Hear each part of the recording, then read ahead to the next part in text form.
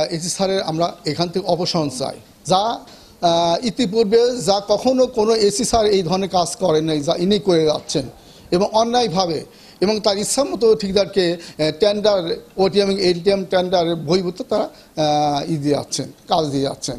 আমি পাবনার গণপূর্তের একজন লিস্টেড ঠিকাদার এবং বিভিন্ন সময় আমরা ছোটোখাটো ঠিকাদার আমরা কাজ কর্ম করি।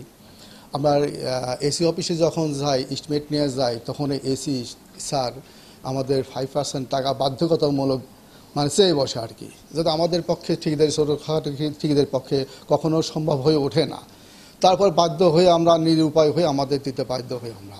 এবং এসি স্যার এই অফিসের অনেক ঠিকাদারকে ইচ্ছাকৃতভাবে তারা কাজকর্ম দিয়ে থাকে, যা আইন বহির্ভূত। আমরা প্রতিবাদ করলে পরে তার কর্ণপাত না করে তার ইচ্ছামতো তিনি এই অফিসটা পরিচালনা করেন, যা একজন স্যারকেও ভায়োলেট করে তার কাজকাম দিয়ে থাকে। তো এদের মধ্যে এই ঘটনায় এসি স্যার তার মনোনীত ঠিকাদারকে দিয়ে কাজ করাচ্ছে। এই ঘটনাকে কেন্দ্র করে আমাদের পিডব্লিউ অফিসে একটা বিশৃঙ্খলা সৃষ্টি হয়েছে, যা পাবনা শহরে একটা আলোড়ন সৃষ্টি হয়েছে।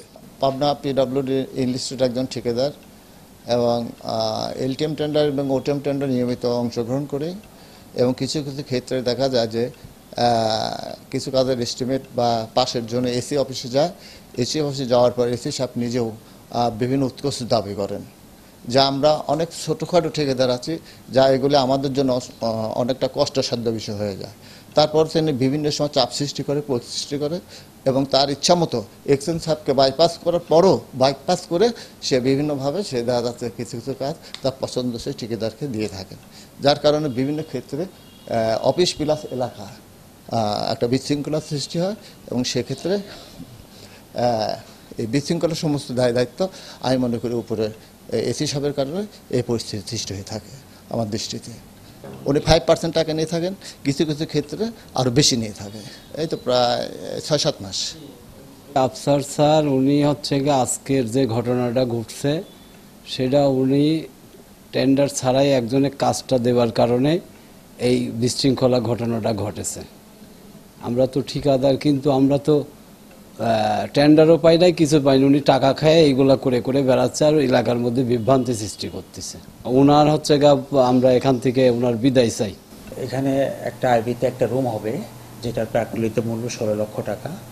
তো আমি এটা টেন্ডার করার পর যে কাজ পাবে এইভাবে আমার নির্দেশনা ছিল।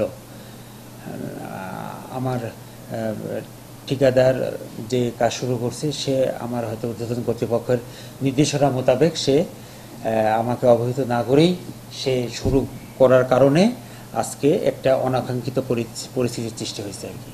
পাবনা গণপূর্ত বিভাগের অনেক ঠিকাদার আমাকে অভিযোগ করছে মৌখিকভাবে যে তত্ত্বাবধায়ক প্রকৌশলীর বিরুদ্ধে এই জিনিসটা 5% সে কমিশন দাবি করে, এরা এটা দিতে তো অভ্যস্ত না, এটা আমাকে কমপ্লেন করছে এবং আমিও আমার ঊর্ধ্বতন কর্তৃপক্ষকে এই ব্যাপারটা সম্পর্কে অবহিত করেছি।